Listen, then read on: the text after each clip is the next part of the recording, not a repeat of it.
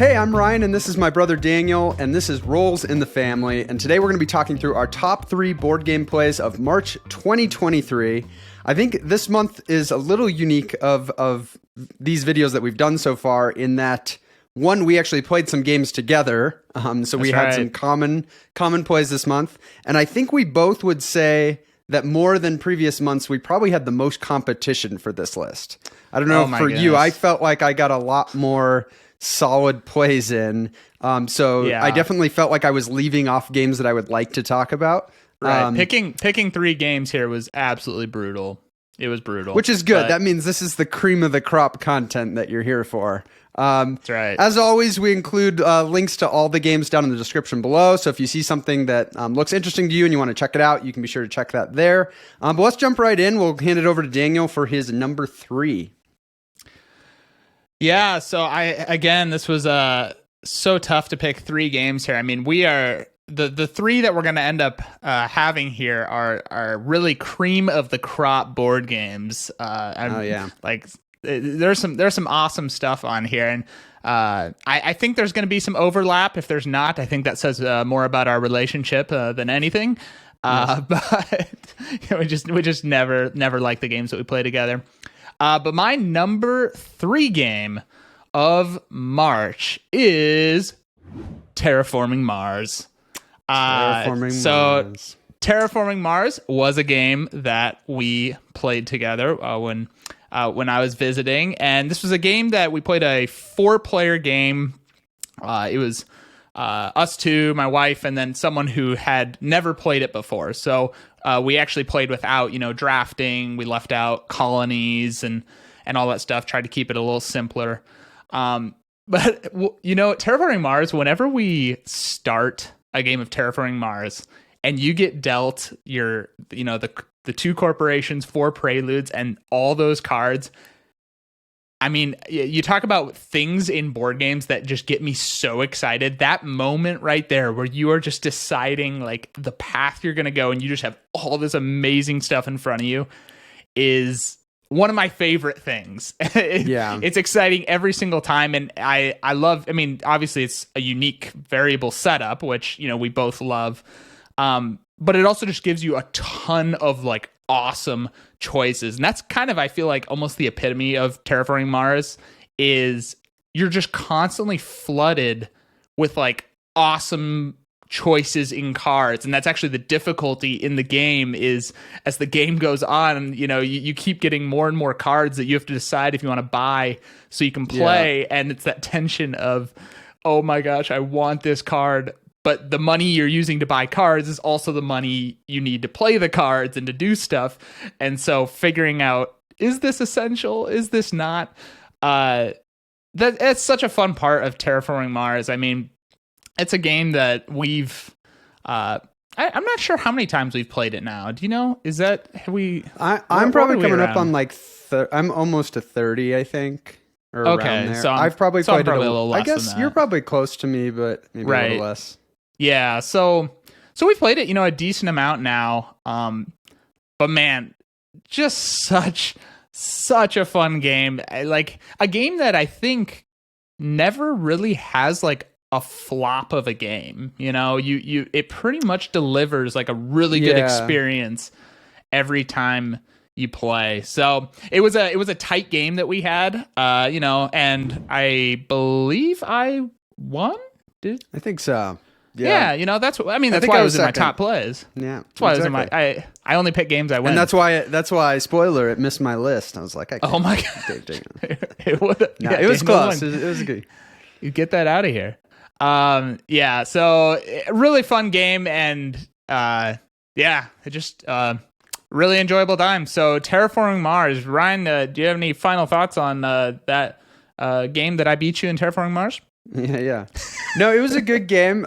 We obviously prefer, like, if we're having our ideal Terraforming Mars, we like to play with drafting that research phase and having the colonies.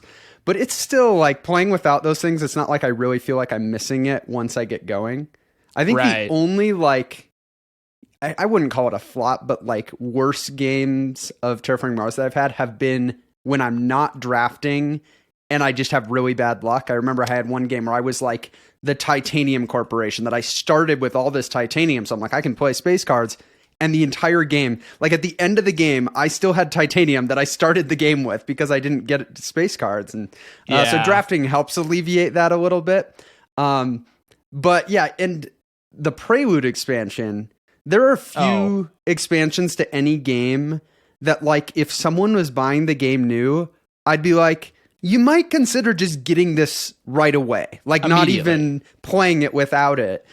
Because I think it helps new players because it gives them a little extra direction and a little bit more of a jump start. It can lower the time to play a little bit because everybody kind of has that jump start. It's so good. I would never play without it. Like, even when we're playing with completely new people. Yeah, absolutely. I mean, anytime a game's just like, here's more amazing stuff at the start that also gives you direction, I'll take that every single time. And it informs that starting hand. Like, it informs, like, which corporation am I better to go with? Which cards could I keep? Oh, like, this card might be hard, but, like, one of my preludes is a bank loan, or one of those ones that, like, just gives me, like, 20 credits. And it's like, well, if I take that, I could play this really big card early, and that could, so it just opens things up a lot, I think, for that initial decision. Great expansion. Great game. I love Terraforming Mars. If I think the only reason it maybe missed my list was I felt like my strategy, that and then some secondary reasons of, I think my strategy like didn't really kind of solidify the way I wanted it to, and I think that in combination with it not being a game that we were playing with drafting, and it probably would have been like my 5 or 6 on my. Wow, that low. Yeah. Yeah. Did I say 15 or 16? 50. Right. Yeah. No, I had that corporation where you could do an action, one of your actions on your cards twice. And that's such a fun one because early on I got a card that, usually those actions, you can find ones that are really good, and doing one twice can like drive like a whole strategy almost. So, yeah, there you go. That is my number 3 and Ryan's number 15 play of March. Ryan, what's your number 3?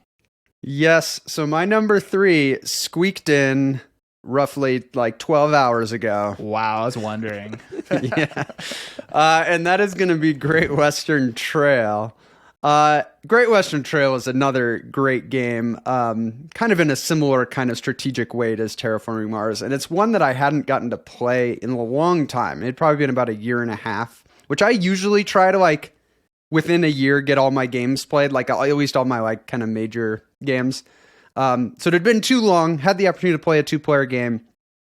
And honestly, like, I think it just made my list because it was, when you haven't played a game you love a lot in that long, we had this experience a little bit with, we played Gaia Project. I don't know if it'll show up on either of the lists, but when you haven't played it in so long, you kind of forget exactly how you feel about it. You kind of remember a little bit. And playing Great Western Trail again, and I feel this way every single time I play the game. I'm just like, this is such a brilliant design, and it's so different in feel from like any other games in that way. Because you've got this pacing of you're herding your cattle all the way through the path to Kansas City, and then whatever your hand of cattle at the end, the different cattle is what you're gonna sell.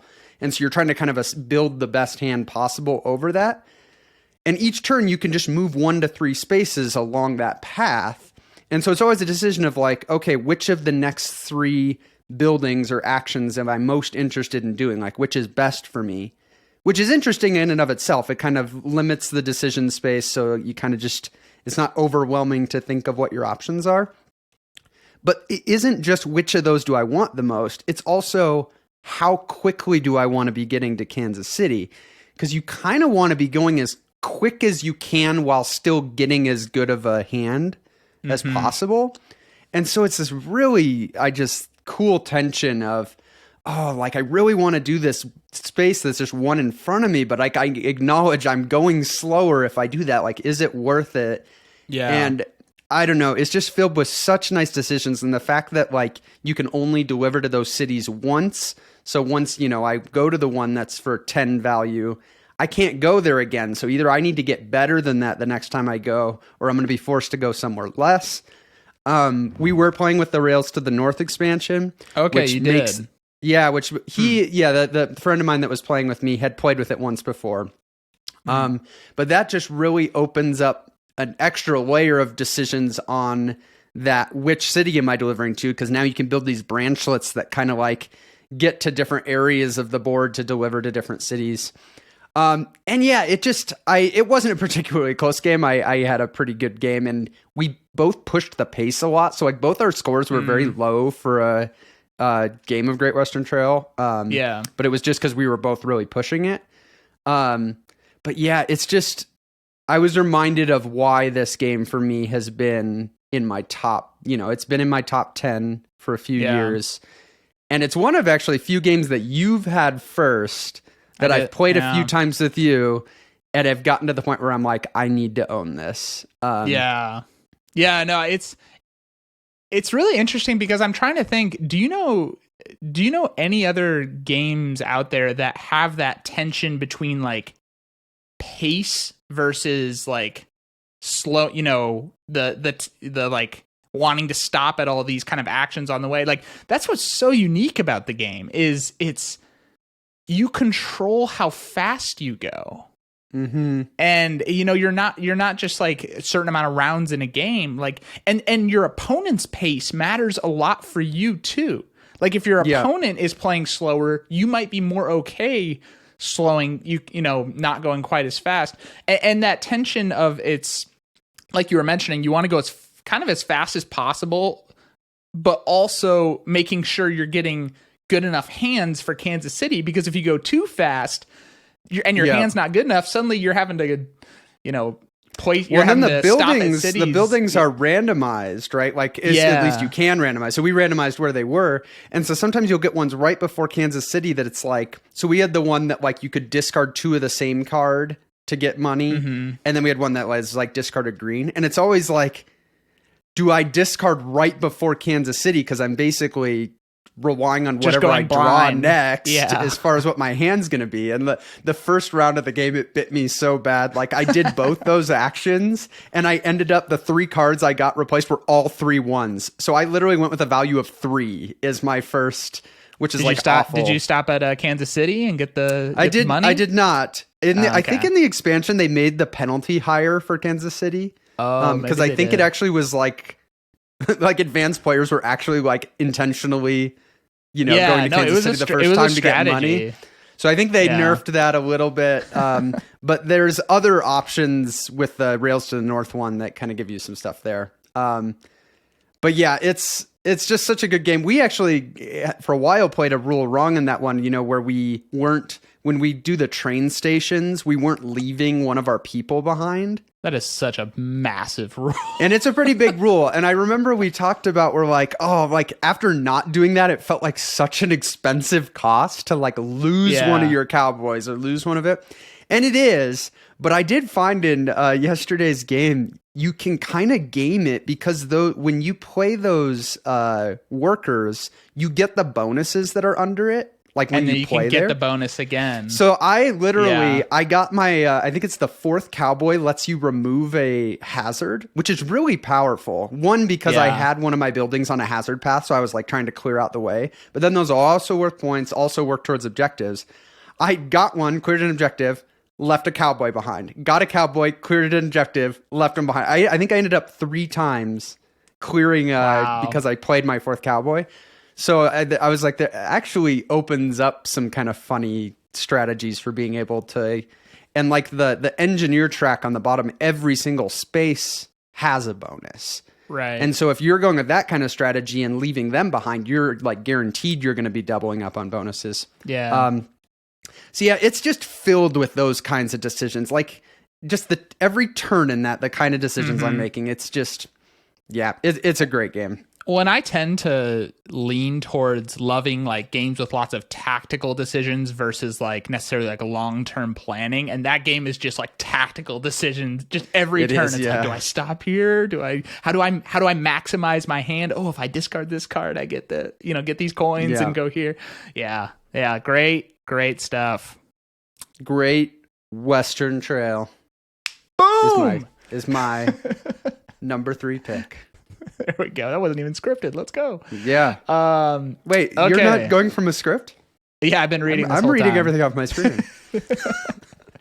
Okay. What's your number 2? My number 2 is a game that is similar. Some people compare it to my number 3 of Terraforming Mars. Another game that we played together, a game that I used to own and sold it to you.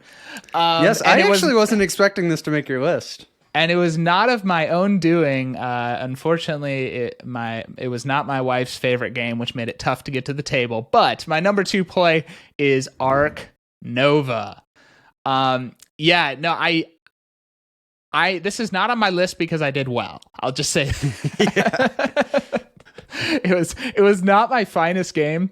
But I hadn't, it kind of, what you were mentioning with Great Western Trail, having sold this to you, I hadn't played it in a while, and just like playing it again, I was just reminded of the joy of Ark Nova. And specifically, what I love about this game is just that 5 card, the base, the core mechanic of those 5 cards, and figuring out how to maximize those 5 cards below your board, where you've kind of got these 5 actions, and each turn you choose one of the actions, and it's the card is as powerful as whichever slot it's in. So if it's in the slot 1, it's kind of the least powerful, where if it's all the way to 5, it's the most powerful. But when you pick an action, you have to bring it down to slot 1 again, and all the cards kind of slide down. And so you're trying to kind of figure out, ideally you would always be picking, slot 5 cards to be kind of doing the most, but that also a lot of times doesn't line up. And that is such a great mechanic. I mean, I'm sure that's something that probably comes from, I'm sure that's not the first time something like this is. I think, don't quote me on this, but I think it's Civilization New Dawn that was put out by Fantasy Flight, which I don't think was a particular popular game, but I think I heard that was the game that and that's actually true of a lot of things in Ark Nova. Ark Nova has just absolutely exploded in popularity. It's unbelievable how quickly it rose. But what's kind of crazy about it is there's not a lot about it. There isn't pretty much anything in it that I can point to that I'm like, ooh, that's something I haven't seen in a game before. Yeah. It's like a game that just took all these good parts from all these other games and just really put it together in a really cohesive way that's obviously resonating with a lot of people. Right. I mean, it's got those 5 cards that you're kind of manipulating. It's got the, your own zoo that you're placing, polyomino tiles onto and trying to kind of build out your zoo. It's got the cards, kind of like Terraforming Mars. You're getting these cards, deciding kind of, which ones am I going to play? It's just, and the other thing in that game is I love games that have like combos or I don't know if it's combos, but like I unlock this, and that gives me this. So now I can go, and now I unlock this, and all of that. And because of those 5 cards at the bottom of your board, the order of how you do things is critical. And so you're just like trying to figure out, okay, so if I do this card now, that'll let me do this, and that's going to unlock this. And so, if you like kind of like calculating out the exact order that you should do things, I can totally see why this game is so popular, because like you said, it really just takes a lot of just really great mechanics and brings them together, and it just works so well. So I'm happy that you have it because when I visit, like I said, I was nearly 100% sure that my wife would love this game because she loves Terraforming Mars.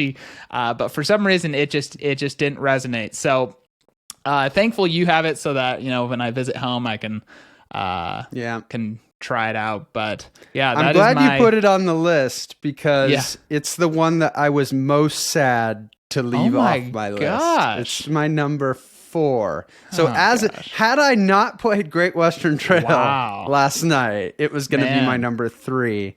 And I think it would have been higher. I definitely had a game where I shot myself in the foot pretty heavily. Did you take last? or did I take? No, I beat you. Okay. I think I was third. Yeah. Yeah, we were playing a 4-player game, Right. which is worth mentioning. Like, a lot of people say they wouldn't play Ark Nova with 4, and I could see if you're playing with people, who are particularly slower, but like, we played still in under 3 hours, and I don't think any of us felt like the game was dragging. Like, we all felt like we were engaged the entire time. So I thought that was great. But I did totally kill myself. One, that like my whole starting strategy was based on like getting 2 Australia tags so that I could play this card that I was going to like base everything around. And I let one of the Australia animals that was in like the common display get discarded at the end of the round. Like, I didn't grab it before it went away. And then like no Australia stuff came up. And so like I just was like blocked on, and it's the type of game, and we both are people that tend to like our like Euro games to be kind of tight, like, kind of put us in this tight constraint and have us figure out how to get out of it.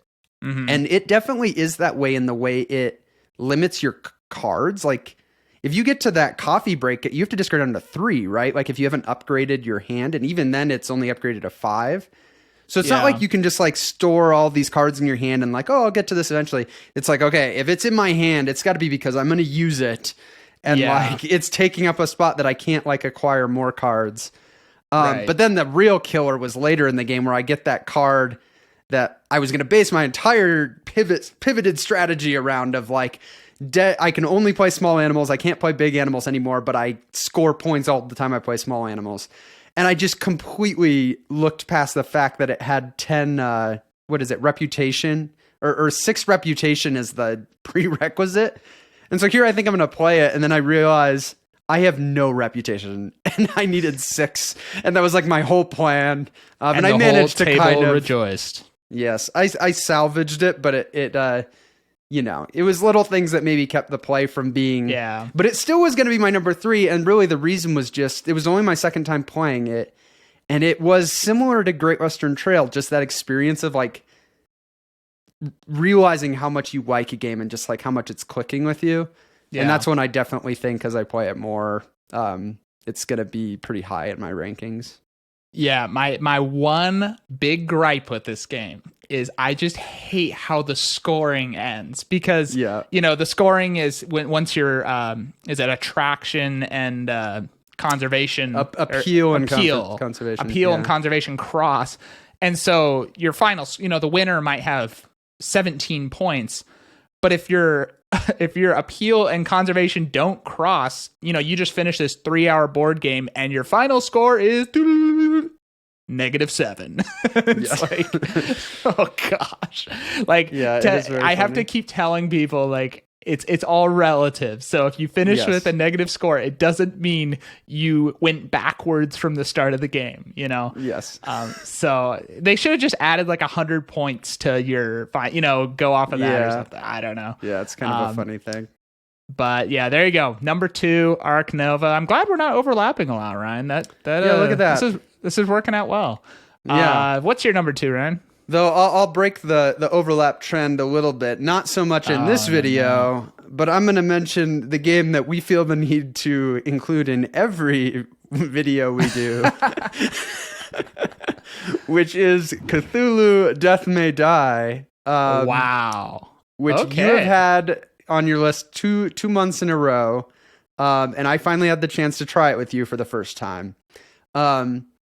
And I think that's part of why it makes it here. That's a game that has been on my list for a long time. I've wanted to try it, and I finally got to try it. We had a really fun experience, at least I thought, as far as like it was an interesting scenario. We had a pretty close game. There were 4 of us.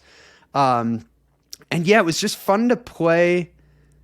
I don't know. It's like a big game that does some good things to not be too big. It feels like a big experience, but you still play it in close to an hour and a half.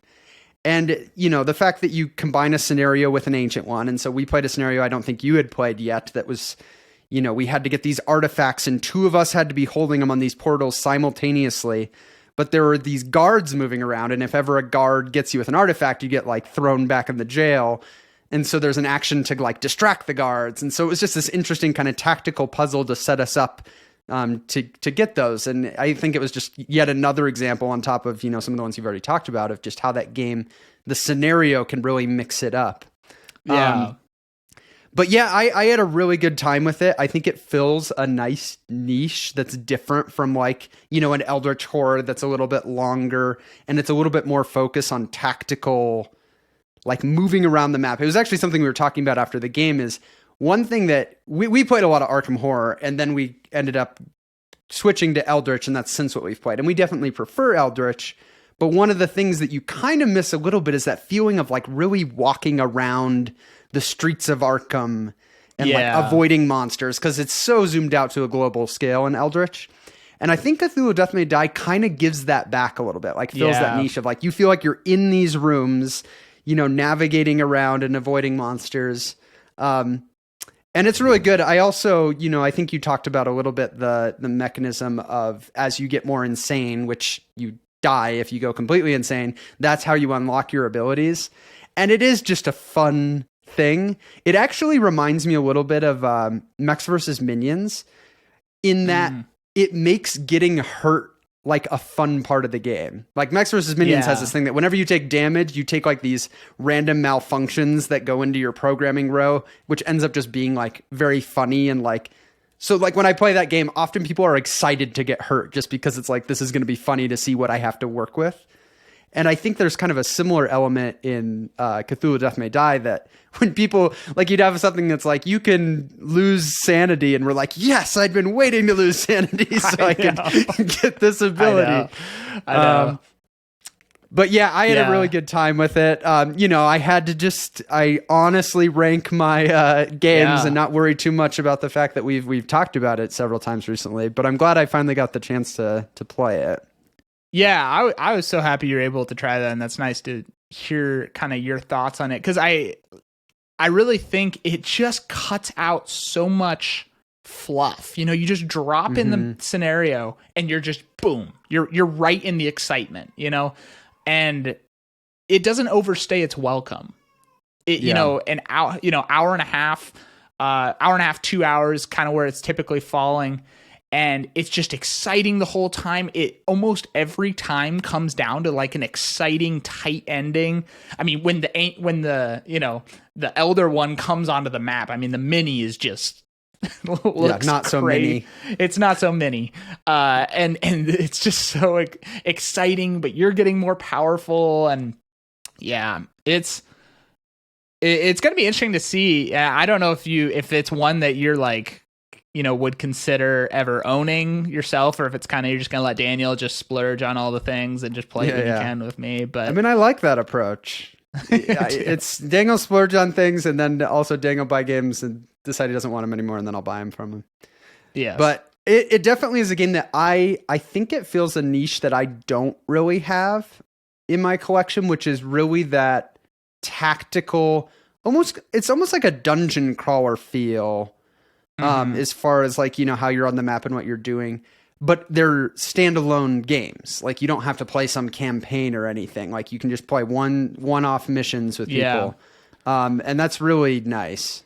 Well, and would you agree with me? I've said this on one of our previous videos that, I feel like we could sit down right now and play that exact same scenario, exact same Elder one, and have a great experience. Totally. It's not so story driven. You get different investigators. Yeah. And it is a tactical puzzle, and because there's enough randomness in it, like I forget what those like the events, like if you don't have a monster in your space, cards. Yeah, the discovery cards, like those are going to be different. Like I happened to right away get like, what was it, the shotgun or something? That, yeah. Like, and so that really shaped my game as far as what I was useful doing. So the order those come out and like what happens with the ancient one, like there's enough variability there that I totally agree. So yeah, we'll see. There's obviously tons of content for it, which like, makes me salivate a little bit, because that's the type of game that's so fun to get more content for, but it's also like not cheap. Nothing's cheap. So we'll see. It remains on my wish list up there. So we'll see if I pick it up at some point. But awesome. Yep. Very, very fun session of it. Makes my number 2. Cool. And I am very curious. If it isn't evident, we don't share these lists with each other. So yeah, for all we know, we were going to talk about the same 3 games, but I'm curious to see what number 1 is for you. Yeah. So my number one game of March, I think we calculated I hadn't played in 5 years. It's an absolute brain burner. It's one that's gonna make your brain feel like mush after you've played it. But playing it again reminded me I honestly had forgot how enjoyable it is. My number one play is Gaia Project. Yeah, we'll see if we have any overlap, the suspense. But man, it's funny because I think in my head, I had like almost gotten to the point where I thought I didn't like Gaia Project. you know? Like, I don't know. It just was like, I don't know. I just remember I wasn't very good at it, and it was, hard.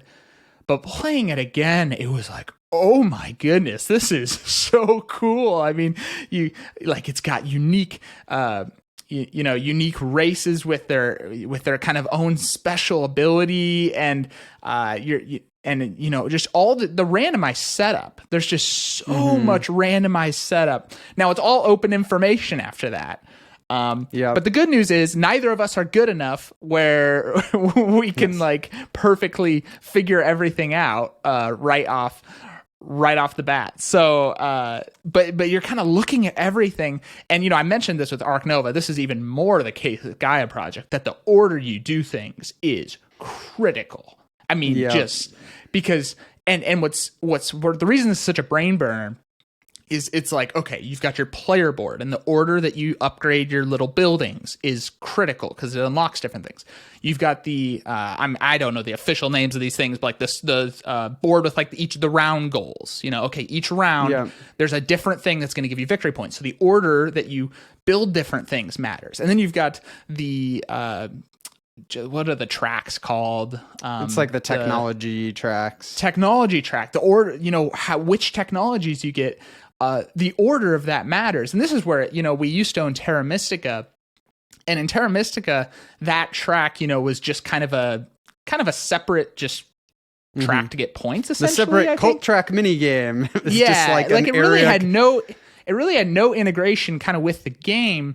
Whereas in Gaia Project, it is directly tied in. I mean, it is like you need to like take all this information and then figure out what's the order I'm going to do all this to maximize and it's the type of everything. Thing that you could like realize, but if I do this, I can move up on this tech, like on the tech track, and that would give me a resource, like a QIC or something. And it's like, well, if I have a QIC, that changes everything.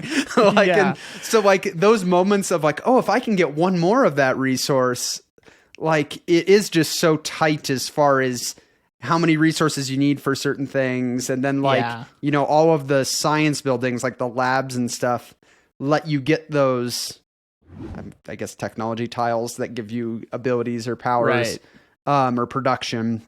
But then the fact that as you're building these buildings, like whenever you upgrade, you're putting out a building that's reviewing a new type of production, whether that's money or like knowledge. But you're also putting back the building you're upgrading from, which covers up production, which decreases. And so I fell into a round where like, I upgraded all my trading posts. I am getting no money. Like if you don't have your or trading stations out there. And so I was like, crap, I need to like make sure that I use the power ability to get money and there's some cool ways between the round boosters and that they give you ways to kind of get around that. But you do really have to think about the sequencing of things to make sure you don't just hose yourself for the next round. Right. I mean, that happened to me too. Like one of the round bonuses was, this round you get victory points, I think, for upgrading to trading posts. I was like, sweet, let's upgrade all of our starting little buildings to trading posts. Great. I got a bunch of points. You have no next round. I can't do anything. And then so you have to be able to like look so far ahead at what each decision, the chain reaction, if you do that. And by the end of the game, oh my gosh, you're just like trying to, how do I optimize all of this? So, I will say like going from Terra Mystica, because that board is way more integrated, it's way more fun. Absolutely. But it is, in my opinion, a lot more just the strategy is harder. I think so too. Because you can't just, it's not just like this, I'll just kind of, go up on that if I want. It's like, no, this is integral to everything that I'm doing, which is awesome, but also just, I mean, I think, I don't know if you would say this, but for me, this is probably the most just this is the game that after playing it, my brain is just like, wow, I had so much fun, but I went through the ringer. Which is probably partly because we play it so infrequently that we don't forget all the develop rules. any kind of like, like we're always straining to like know what we're doing. But yeah, I think it's so broad, like what you could do in a turn and like the different routes you could go down. And then on top of that, like compared to Terra Mystica, that like QIC resource is basically a new resource. Right. And that really adds another layer because it's like one QIC can extend your range to getting to a planet, but then two QIC can like do a scoring effect, and then four QIC. I actually a couple of times in this game spent 4 QIC to get a tech tile because getting techs is so powerful because you get your pick of these really powerful production abilities and also get to move up on the tech tracks. Yeah, I agree. We maybe did. So again, spoiler, this is not my number one. Wow. Does that How shock did we you? not have any? That's amazing. We didn't overlap. That is amazing. I seriously thought all three might be the same. I was worried. So that just goes to show we don't like playing with each other. We Or actually, hate I each don't other. like playing with you. You put them on. I didn't. I guess I put Cthulhu. yeah, weird. that's true. You did put Cthulhu. I guess it Okay. worked out for our viewers get 6 different games. Okay, Ryan. I think for me, maybe what kept it off the list was like just the setting we were playing it in, which was a combination of trying to remember this game I haven't played in almost 2 years and like teach it well. We had babies around and like very like distracted kind of environment. And we knew we had to be done by a certain time because we had like other people coming. And so there was a little bit of the feeling of like, okay, we got to keep moving. And so I think a combination of those was maybe enough for, but it was still a great factors. game. Yeah, external factors. It's a great game. It's one of those ones that I'll see it on my shelf and it gets played so infrequently that I, ask myself, like, is it going to make sense to keep this long term?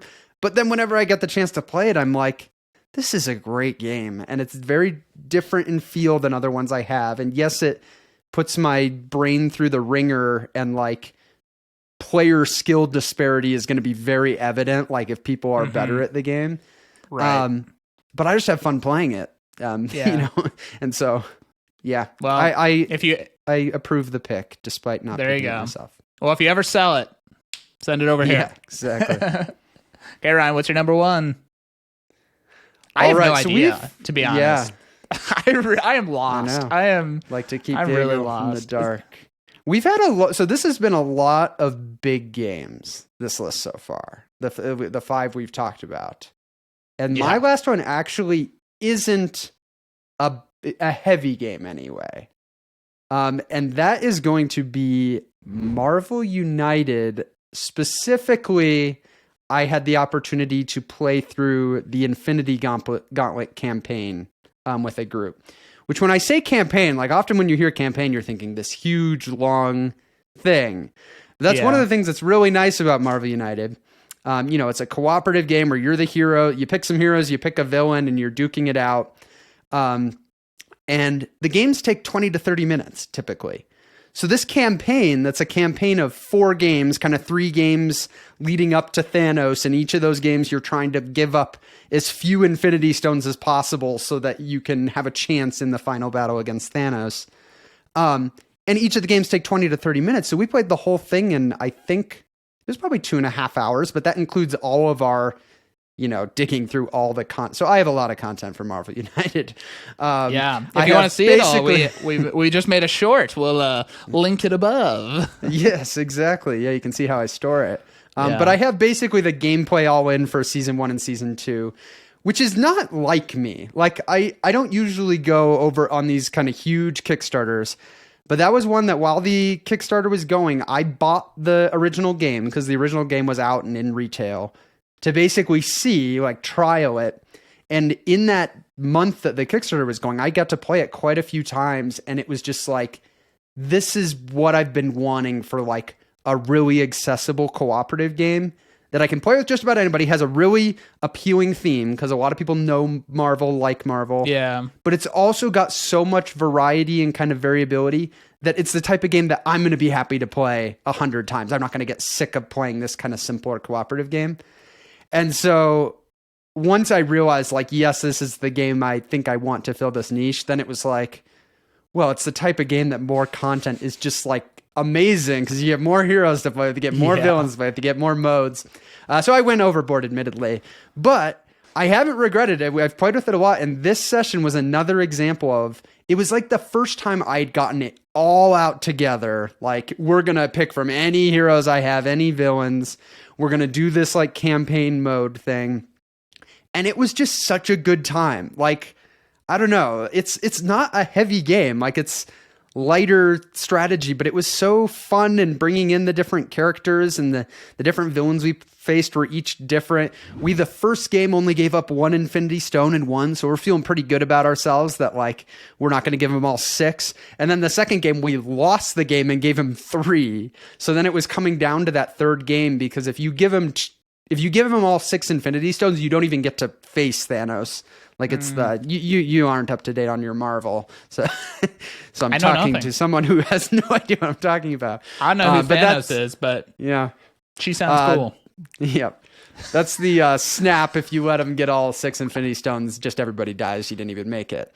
But we managed in that last game to only give up 1. It was like really close and came down to the last turn. So it was like we got to play in the final thing, but he was at basically full power because he had the most. Because those Infinity Stones get shuffled into his deck then and can come up as like abilities. And they're just like ridiculously powerful abilities. Like, so one of the ones we got like very early in our game against Thanos was, for the rest of the game, as long as that's in the storyline, on our turns, our card has to be selected randomly. We don't get to pick which one we play. Once it's picked, you can pick how you want to do the actions, which I can see for how some people that would be like, this is so stupid. Yeah, not fun. But that said, it like felt right. One, because it was like this battle that's supposed to be so against the odds. And it still did leave a decent amount of agency in kind of, you know, how we worked with what we had. But, you know, it added just a different feel into the whole game as we're picking all these things and don't have control over exactly which ones we're doing.